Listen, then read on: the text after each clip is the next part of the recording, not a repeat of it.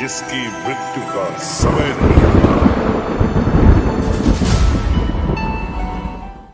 आज का सबसे बड़ा सवाल ये है कि बाहुबली 3 कब बनेगी और क्या होगी इसकी कहानी। और जब से राजा मौली और प्रभास ने अपने पहले के इंटरव्यूज़ में कहा है कि बाहुबली 3 बनेगी ज़रूर, लेकिन कब ये कहा नहीं जा सकता, तब से फैंस की एक्साइटमेंट और ज़्यादा बढ़ गई है। और फैंस कहानी क्या हो सकती है उस बारे में अपने अपने पॉइंट ऑफ व्यूज़ दे रहे हैं। अगर हम बाहुबली 3 की कहानी के बारे में बात करें तो कहानी बाहुबली बिफोर द बिगिनिंग की जो नॉवल सीरीज़ है उस पर बेस्ड हो सकती है।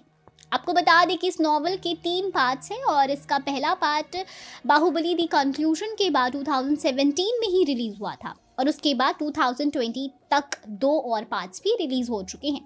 पहले बाहुबली बिफोर द बिगिनिंग नाम की नेटफ्लिक्स सीरीज़ की 2018 में ऑफिशियल अनाउंसमेंट भी हुई थी और ये सीरीज़ एसएस राजा मौली और अर्का मीडिया वर्क्स प्रोड्यूस करने वाले थे, जो आनंद नीलाकांतन ने ही लिखा है, जो बाहुबली फ्रेंचाइजी के पार्ट के तौर पर रिलीज होने वाली थी। लेकिन किसी रीजंस की वजह से नेटफ्लिक्स ने अपना ये प्रोजेक्ट कैंसिल ही कर दिया।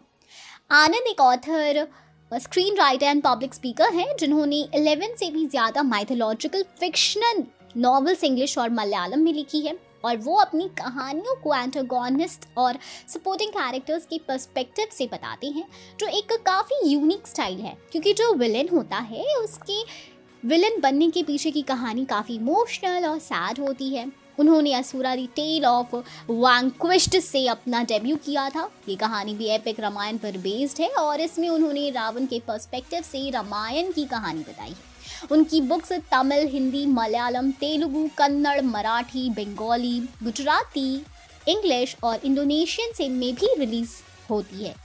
बाहुबली बिफोर द बिगिनिंग में 3 नॉवेल्स हैं। पहली है द राइज ऑफ शिवगामी, जिसमें राजमाता शिवगामी की बचपन की कहानी है।